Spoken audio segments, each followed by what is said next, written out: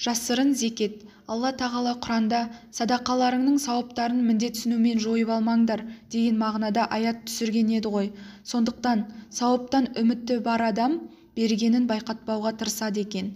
Мына бір әңгіме соның мысалындай. Бірде жеті түнде кедейдің үйінің тұсынан өтіп бара жатқан бай, кім бар бұл жерде, бері шығып кет деп дауыстайды.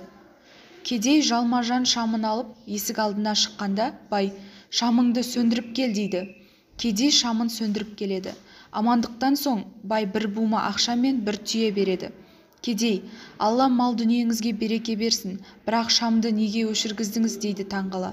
Сен менің түрімді, мен сенің түріңді көрмеуім керек. Сен менің түрімді көрсең, өзіңді маған қарыздай сезінесің. Егер мен бір күні шариғатқа сай келмейтін бір нәрсе айтып, не істеп жатсам, сен маған үндей алмайсың. Сөйтіп айтқан мен де, тоқтатпаған сен де күнәға батамыз. Менің сені көруімнің еште қажеті жоқ. Үйіңнің сыртынан ақ дәулетті емес екенің көрініп тұр. Зекетімді бір мұқтажға берсем, болды маған, деп бұрылып жүре беріпті.